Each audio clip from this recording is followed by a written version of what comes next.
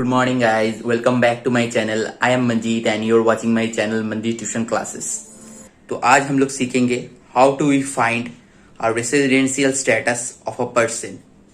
So without wasting any time, चलिए करते हैं वीडियो को start. So guys, residential status find करने से पहले हम लोग को जानना पड़ेगा इसका क्या क्या रूल्स है, क्या क्या रेगुलेशंस है, क्या क्या कंडीशंस है.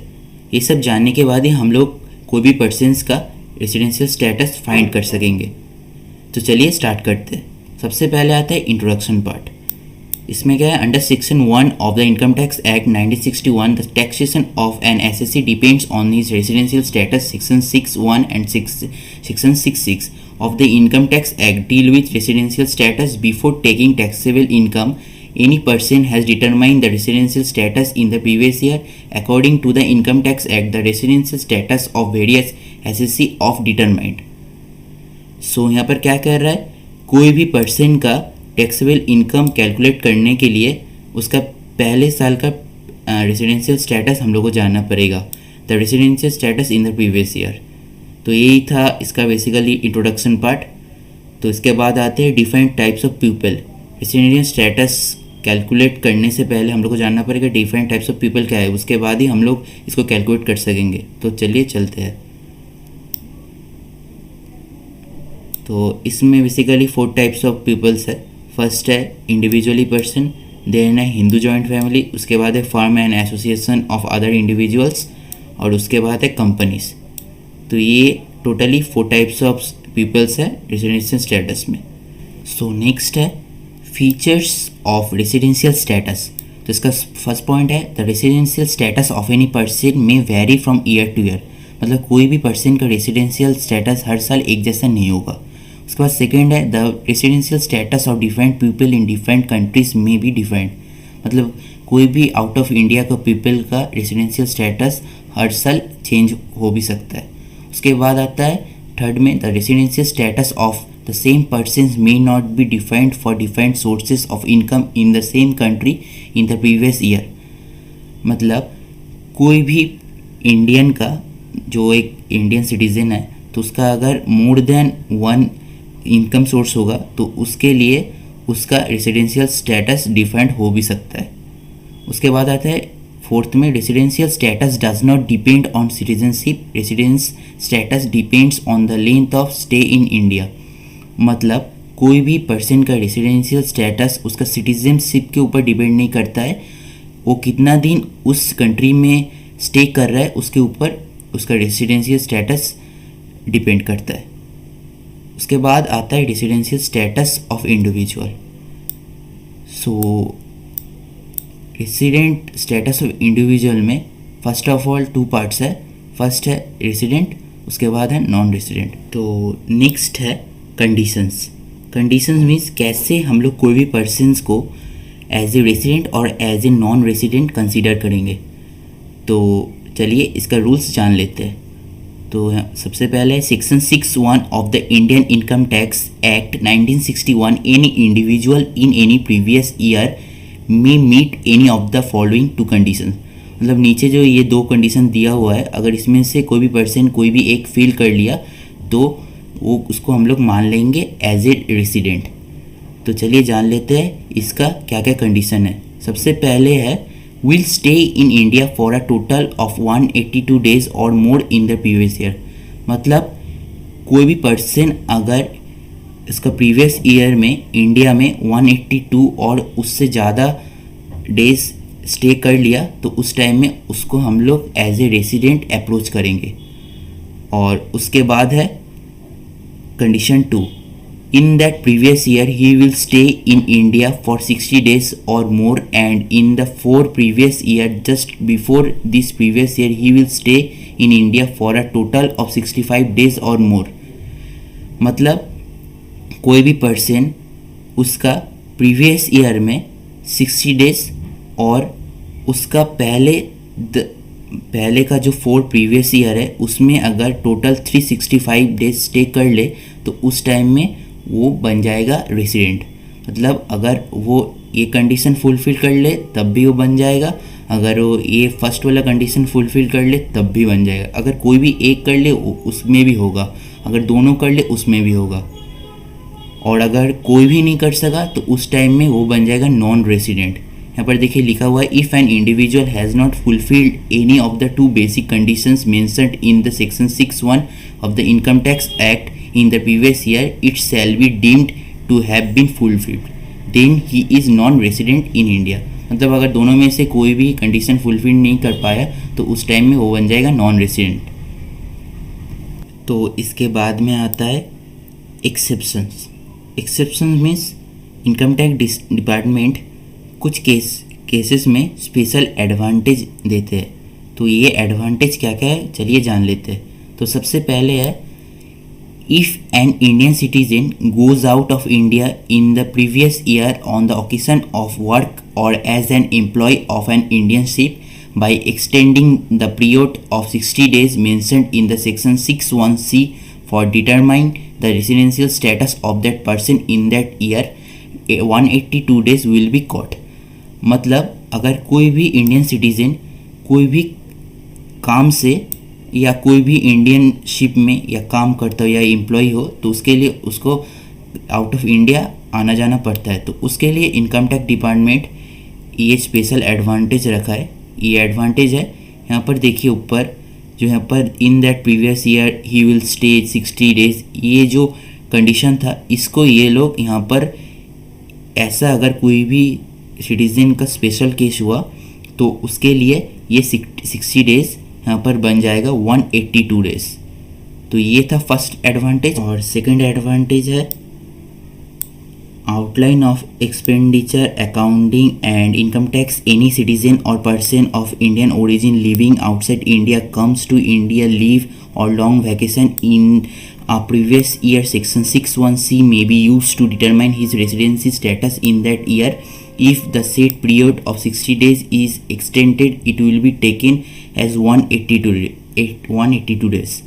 मतलब यहाँ पर अगर कोई भी इंडियन है जो आउट ऑफ इंडिया रहते हैं, वो अभी रिसेंटली इंडिया में शिफ्ट होना चाहते हैं या कोई भी लॉन्ग वैकेशन के लिए आ रहे हैं, तो उस टाइम में उनका जो ये 60 डेज का पीरियड था वो एक्सटेंड होके कर दिया जाएगा 182 डेज।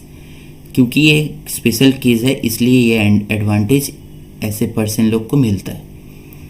तो यहाँ पर देखिए नीचे क्या लिखा है, so in both this cases if any individual has to be a resident of India he has to be spend at least 182 days in India in that year must have. मतलब ये दोनों केस में से अगर कोई भी case में ऐसा पर्सन हुआ तो उसको कम से कम मिनिमम 182 डेज स्टे करना ही पड़ेगा इंडिया में, तब जाके उसको इंडिया का रेसिडेंट माना जाएगा। इसके बाद आता है एडिशनल कंडीशंस। एडिशनल कंडीशंस में फर्स्ट में देखिए 2 कंडीशंस है, ordinary resident and ordinary resident. मतलब पहला बात रेसिडेंट होगा, उसके बाद ऑर्डिनरी रेसिडेंट। मतलब ये दोनों कंडीशन अगर दोनों ही फुलफिल कर ले कोई पर्सन तो वो रेसिडेंट प्लस ऑर्डिनरी रेसिडेंट बन जाएगा। मैं फिर से एक बार रिपीट करता हूँ, अगर ये 2 कंडीशन वो फुलफिल कर ले, मतलब कोई भी एक करने से नहीं होगा, 2 ही करना पड़ेगा। तो देखिए सबसे पहले जो रूल्स है वो हम लोग पढ़ते हैं, he must be resident in India at least 2 of the previous 10 years just before the previous year। मतलब उसको प्रीवियस का 10 साल में कोई भी 2 साल में उसको रेसिडेंट रहना पड़ेगा इंडिया में। मतलब अभी जो असेसमेंट ईयर चल रहा है 2020 to 21, तो इसका पहले जो 10 साल मतलब 2009 to 10 से अभी तक जो 10 साल हुआ है उसके अंदर कोई भी 2 साल में उसको इंडिया का रेसिडेंट रहना पड़ेगा, तभी हो जाके ऑर्डिनरी रेसिडेंट बन सकता है।